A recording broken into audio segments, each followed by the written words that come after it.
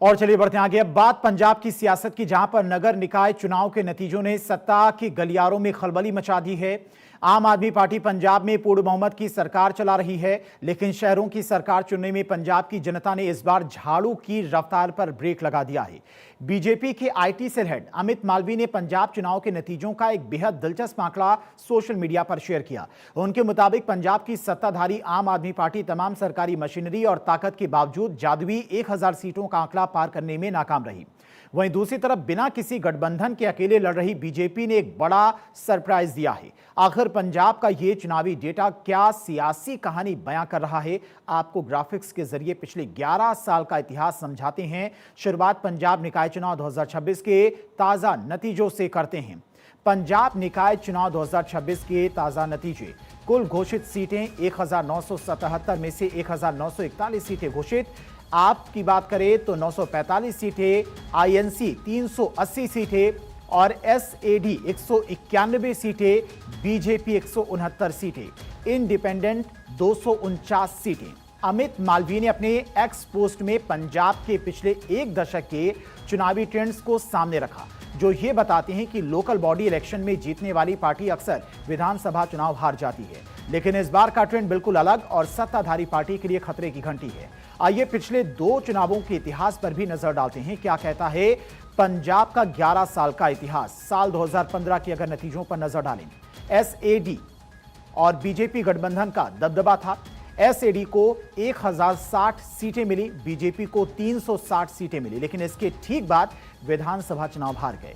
साल 2021 के नतीजों पर नजर डालें, कांग्रेस को 1432 सीटें मिली, अजय दिख रही थी, लेकिन अगले ही साल वो सत्ता से बाहर हो गई। 2026 में बड़ा बदलाव। पिछले 11 वर्षों में पहली बार ऐसा हुआ है जब पंजाब की सत्ताधारी पार्टी 1000 सीटों पर नहीं पहुंच पाई। बीजेपी का आरोप है कि आम आदमी पार्टी का ये हश्र तब हुआ जब चुनाव के दौरान विपक्षी उम्मीदवारों को डराने धमकाने के गंभीर आरोप लगे। विपक्ष का दावा है कि तकनीकी आधार पर कई नामांकन रद्द किए गए, जिसके कारण आपके 63 उम्मीदवार निर्विरोध चुन लिए गए। इसके बावजूद जनता के बीच में भगवंत मान सरकार के खिलाफ एंटी इनकम्बेंसी साफ दिखाई दे रही है। अब चुनाव में धांधली के भी गंभीर आरोप लगे हैं।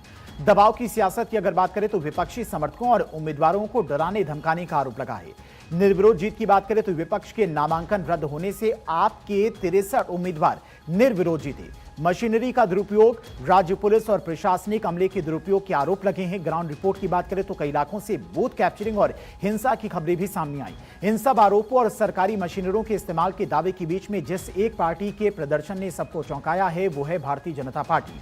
पंजाब में किसान आंदोलन और अकाली दल से गठबंधन टूटने के बाद माना जा रहा था कि बीजेपी के लिए जमीन खत्म हो चुकी, लेकिन अमित मालवीय का ये डेटा बता रहा है कि पंजाब में साइलेंट तरीके से बढ़ रहे भगवा उभार की तरफ इशारा कर रहा है।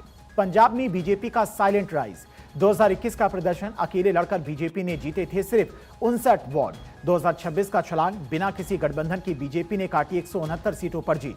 5 साल में बड़ा जंप। किसी भी प्रशासनिक सहयोग के बिना बीजेपी ने 110 से ज्यादा सीटें जीती हैं।